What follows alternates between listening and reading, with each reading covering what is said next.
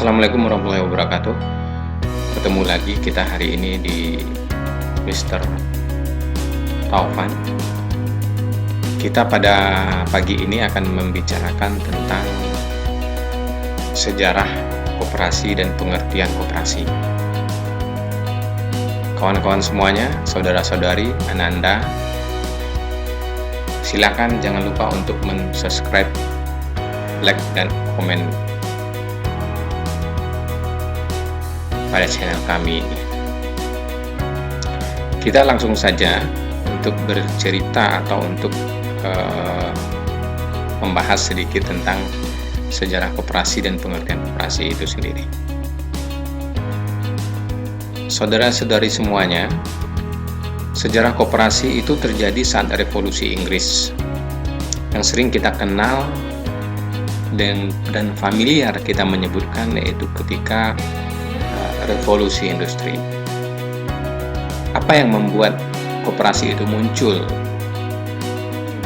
Dan kok bisa revolusi Inggris atau revolusi industri ini membuat latar belakang salah satu koperasi itu bisa muncul, gitu kan? Kita akan ceritakan sedikit di sini. Di kala revolusi Inggris atau revolusi industri, yang mana kala itu merupakan sebuah peralihan atau peradaban baru yang akan diterima oleh dunia, yang dikala itu revolusi industri terjadi di negara-negara Eropa seperti di Prancis, Inggris, sehingga mengakibatkan banyaknya teknologi yang muncul dan dijadikan sebagai sumber daya untuk mempermudah orang, untuk mempermudah para pengusaha di dalam melaksanakan sebuah usahanya.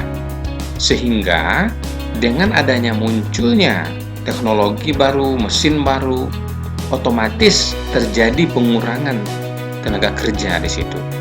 Sehingga mengakibatkan banyaknya yang tidak bekerja. Karena apa? Karena pengusaha, karena orang lebih cenderung menggunakan mesin dibandingkan menggunakan tenaga manusia. Karena orang berasumsi bahwa tenaga mesin lebih efisien, lebih efektif dikala menggunakan tenaga kerja manusia. Kita lihat di sini. Nah, tadi sudah saya singgung.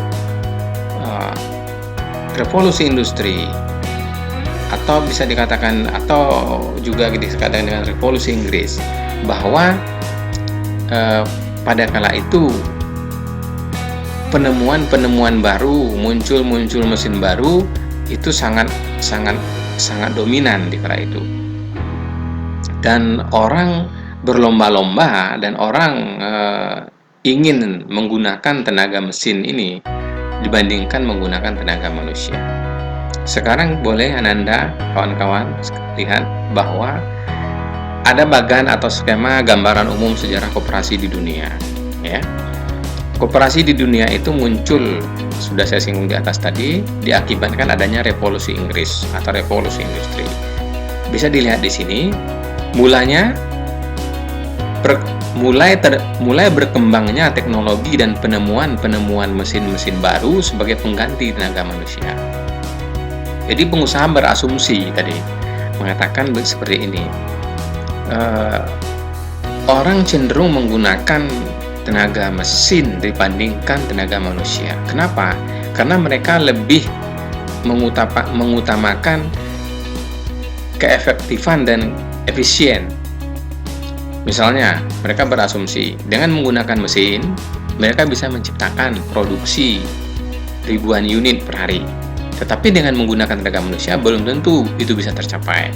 Itu salah satu hal yang membuat mereka ingin cenderung beralih dari sistem atau penggunaan tenaga manusia dibandingkan menggunakan tenaga mesin dibandingkan tenaga manusia. Kemudian revolusi industri ini atau revolusi Inggris ini mengakibatkan beberapa hal dengan munculnya revolusi Inggris ini? Satu, akibatnya adalah pengangguran. Yang kedua, susah memenuhi kebutuhan hidup sehari-hari. Yang ketiga, jeratan lintah darat. Nah, kita akan lihat satu persatu. Dengan banyaknya pengusaha menggunakan tenaga mesin, sehingga berkurang penggunaan tenaga manusia, mengakibatkan pengangguran ini bermunculan, sehingga terjadi pengangguran itu meningkat di kala itu. Karena apa? Karena ketersediaan tenaga kerja tidak diimbangi dengan ketersediaan lapangan kerja. Karena para pengusaha lebih menggunakan mesin dibandingkan tenaga manusia. Yang kedua, susah memenuhi kebutuhan hidup. Kita lihat di sini. Susah memenuhi kebutuhan hidup di sini. Karena apa? Karena mereka menganggur. Ya kan? Karena mereka tidak bekerja. Otomatis kalau tidak bekerja, maka tidak memperoleh pendapatan. Sehingga untuk memenuhi kebutuhan dasar saja, seperti sandang, pangan, papan, kebutuhan primer, ya kan, tidak terpenuhi. Maka dari itu, untuk memenuhi kebutuhan sehari-hari saja mereka susah. Yang ketiga, jeratan lintah darat. Kenapa bisa mengakibatkan mereka terlilit dengan jeratan lintah darat ini? Ini merupakan jalan alternatif lain yang mereka pilih di kala itu. Kenapa? Ingin memenuhi kebutuhan manusia, ingin memenuhi kebutuhan sehari-hari, sedangkan mereka tidak bekerja, tidak memiliki pendapatan, maka mereka bisa dikatakan meminjam uang dengan orang-orang yang memiliki modal, gitu kan? Dengan catatan, uang itu dikembalikan dengan 2 kali lipat dari yang dipinjamnya. Jadi mereka terjerat di lingkaran itu. Maka dari itu, 3 ini merupakan persoalan ketika itu. Kemudian kita lihat ke bawah. Hal ini terjadi di salah satu kota yang namanya kota Rochdale, ya. Biar saudara-saudari ingat. Dan pada kala itu sekitar tahun 1844. Nah, saya akan ceritakan sedikit di sini. Pada tahun 1844 ini, tepatnya pada tanggal 21 Desember 1844, muncul sebuah usaha. Sebuah usaha agar dapat untuk memenuhi atau agar untuk dapat mengurangi atau untuk dapat memecahkan masalah yang 3 di atas ini. Untuk mengurangi pengangguran, agar mudah memenuhi kebutuhan hidup sehari-hari, dan agar lepas dari jeratan lintah darat ini. Sebuah usaha itu ketika itu digagas oleh yang pertama Charles Howard, William King, Robert Owen, dan 28 orang temannya. Jadi dikala itu muncul sebuah usaha yang digagas oleh 3 orang ini. Penggagas, pencetus, pendiri yang membawa ide baru, gagasan baru ini adalah orang 3 ini. Makanya orang 3 ini dikala itu di masyarakat setempat disebut sebagai Equitable Pioneer of Rochdale. Ya, mereka merupakan dijuluki atau disebut atau istilahnya disanjung orang ketika itu sebagai pendiri, pencetus, penggagas, perintis, pembawa keadilan di kota Rochdale itu. Nah, kenapa? Karena tujuan dari mereka bertiga ini adalah untuk mengatasi masalah yang 3 ini. masalah pengangguran, masalah memenuhi kebutuhan hidup sehari-hari, masalah jeratan lintah darat. Jadi mereka membuat sebuah usaha untuk merangkul orang-orang yang berada di lingkaran 3 ini. Nah, itu harus kamu ingat. Ya. Itu yang harus kamu ingat. Kita lanjut lagi.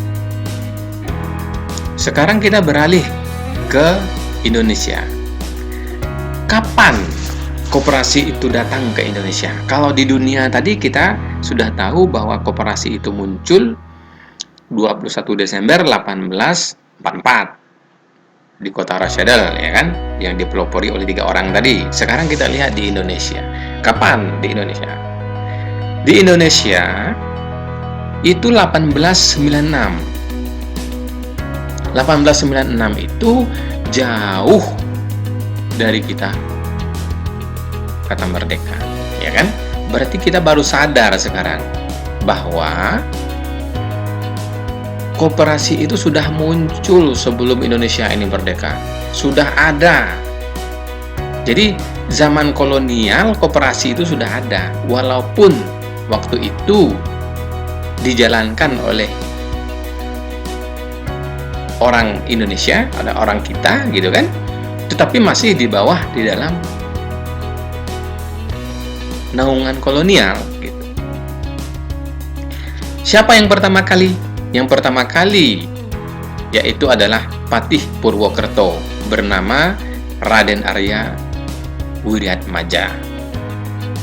Pada kala itu dikenal dengan nama Koperasi Bank Pertolongan Pertama, yang disebut dengan bahasa Belandanya Hulp and Spoor Bank. Ya. Nah, jadi yang kamu ingat, saudara-saudari semuanya, bahwa koperasi itu sudah ada jauh sebelum kita merdeka. Cuma apa? Cuman masih di dalam tahap tataran kita di bawah cengkeraman kolonial. Hasil yang diperoleh dari koperasi ini diserahkan kepada kolonial. Dan koperasi kita masih di istilahnya tidak bisa berkembang gitu kan. Karena jika berkembang kolonial akan mengambil alih gitu kan. Jadi mereka masih di dalam tataran apa yang disuruh oleh kolonial itu yang dilakukan, gitu kan? Kemudian kita lanjut lagi, kapan koperasi itu mulai untuk berkembang atau untuk mulai bisa melaksanakan istilahnya agenda-agenda yang ingin mereka laksanakan? Yaitu 2 tahun setelah Indonesia merdeka pada tahun 1947. Tepatnya pada tanggal 12 Juli 1947 terjadilah Kongres Koperasi pertama di Tasikmalaya. Ya. Apa yang dihasilkan di kala itu? Yang dihasilkan adalah yang pertama, tanggal 12 Juli ditetapkan sebagai Hari Koperasi. Nah, jadi kita selama ini bingung dan kita selama ini abai kan. Oh, baru tahu kita sekarang. Berarti 12 Juli itu Hari Koperasi ya, gitu kan? Selama ini kita tidak peduli kan, 12 Juli itu hari apa, gitu kan? Sekarang baru kita tahu. Jadi selama ini kita tidak tahu, gitu kan? Yang kedua, gotong royong dan kekeluargaan. Ini gotong royong dan kekeluargaan disetujui sebagai azas koperasi. Nah, jadi gotong royong dan kekeluargaan sebagai azas koperasi. Yang ketiga adalah mendorong tumbuhnya koperasi di desa-desa. 3 itu merupakan hasil dari kongres pertama. Ya. Kita lanjut lagi. Sekarang kita lihat pengertian koperasi. Jadi tadi kita sudah cerita sejarah, sudah cerita baik gambaran sejarah di dunia, di Indonesia. Sekarang kita lihat pengertian apa sih kok koperasi itu, gitu kan? Kita lihat sekarang koperasi secara etimologi. Nah, ya, secara etimologi itu berasal dari kata cooperation. Jadi mudah sekali untuk saudara-saudari ingat. Cooperation. Co artinya bersama, operation artinya bekerja atau berusaha. Jadi ingat saja, kooperasi, co dan operation. Bekerja bersama, berusaha bersama, itu namanya kooperasi untuk kepentingan bersama. Jadi sangat gampang, sangat simpel, sangat mudah untuk dicerna, dan sangat mudah untuk diingat oleh kawan-kawan dan rekan-rekan saudara-saudari semuanya. Ya, ingat saja kooperasi, co dan operation. Co bersama, operation berusaha atau bekerja. Ya. Sekarang kita lihat. Kalau menurut Undang-Undang Nomor 25 Tahun 1992, koperasi adalah badan usaha yang beranggotakan orang per orang atau badan hukum yang berlandaskan kegiatannya berdasarkan prinsip koperasi sekaligus sebagai gerakan ekonomi rakyat berdasarkan azas kekeluargaan. Nah, jadi saya ingatkan dengan kamu semuanya, dengan saudara-saudari, bahwa koperasi itu azasnya kekeluargaan. Dia tidak ada paksaan sama sekali. Dia tidak ada konsekuensi ketika kita tidak ingin ikut koperasi, mau keluar dari anggota koperasi, itu kan, mau masuk silakan. Dia bersifat asas kekeluargaan, sukarela dia, ya. Kecuali kita melakukan hal-hal yang menentang atau hal-hal yang diatur di anggaran ADART rumah tangga koperasi, otomatis kita punya konsekuensi. Tapi ingin menjadi anggota koperasi, dia tidak ada unsur paksaan, mau masuk mau keluar itu hak dari setiap anggota, karena koperasi itu dari anggota untuk anggota, kan? Yang kedua, kita lihat lagi, apa koperasi menurut Undang-Undang 17 tahun 2012? Koperasi adalah badan hukum yang didirikan oleh orang per orang atau badan hukum koperasi dengan pemisahan kekayaan anggotanya sebagai modal untuk menjalankan usaha yang memenuhi aspirasi dan kebutuhan bersama di bidang ekonomi, sosial, budaya sesuai dengan nilai-nilai dan prinsip koperasi. Jadi jelas kawan-kawan di sini semuanya, koperasi itu punya badan hukum. Dia sifatnya legal, bukan ilegal, ya. Dia punya akta, dia punya kepengurusan yang jelas dan punya ADART. Jadi koperasi ini tidak seperti badan-badan usaha yang lain, yang misalnya yang tidak punya badan hukum, tidak. Tadi koperasi ini terdaftar gitu, ya. Jadi koperasi ini jelas kedudukannya di dalam undang-undang, ya. Kemudian kita lihat di sini. Bagaimana sih koperasi di dalam undang-undang? Wah, ya kan? Posisi koperasi itu bagaimana? Ya kan? Kita lihat. Di dalam undang-undang 1945 pasal 33, koperasi itu termasuk pelaku ekonomi. Nah, ini yang harus kamu ingat. Jadi kita selama ini berpikir pelaku ekonomi itu swasta, ya kan? BUMN. Koperasi termasuk dalam itu. Jadi ada 3 pelaku ekonomi di dalam undang-undang pasal 33.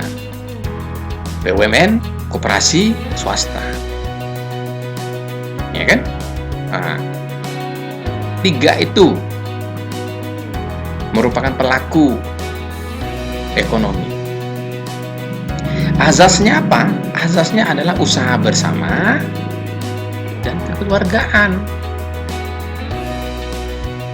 Nah, sekarang kan muncul pertanyaan kita, Pak, apakah azas ini masih berlaku untuk saat sekarang ini dengan keadaan kondisi dunia yang begitu maju sekarang, begitu pesat sekarang, perubahan-perubahan teknologi? Menurut Undang-Undang Pasal 33 Undang-Undang 1945 masih berlaku. Akan tetapi, catatan, saudara ingat semuanya, ada revisi-revisi yang dilakukan untuk perbaikan. Jadi, setiap kebijakan, peraturan, setiap eh, perubahan-perubahan yang dilakukan oleh pemerintah di dalam melihat kondisi, di dalam melihat perkembangan dunia, maka pemerintah perlu merevisi pelaku, istilahnya aturan-aturan main pelaku ekonomi ini. Pemerintah bukan untuk mematikan, bukan untuk menghambat, bukan. Tapi pemerintah untuk lebih mengembangkan tiga pelaku ini. Makanya kebijakan-kebijakan baru, regulasi-regulasi baru dikeluarkan oleh pemerintah melalui undang-undang yang sering kita dengar adanya pembahasan undang di DPR gitu kan.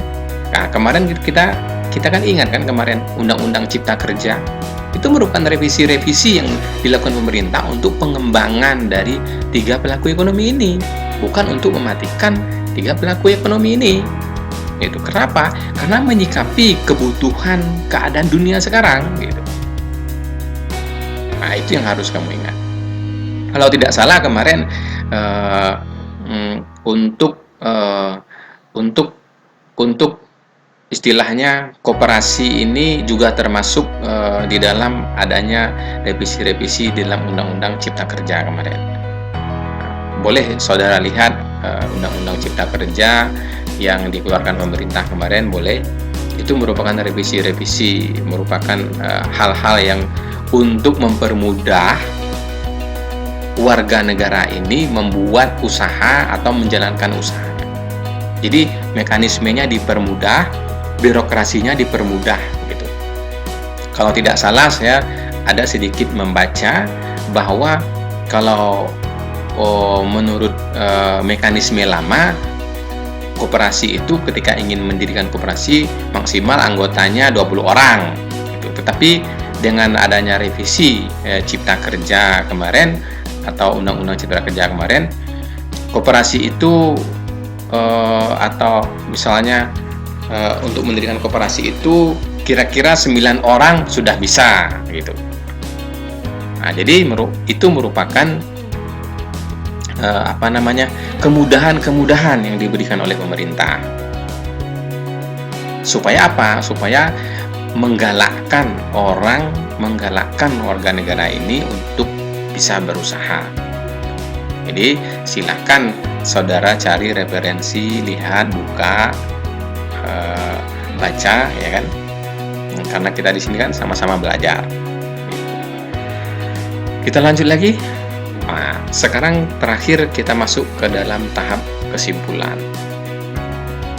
Kesimpulan di sini, coba kita lihat. Terserah ya, saudara-saudari. Kamu ingin membuat sebuah kesimpulan koperasi itu dari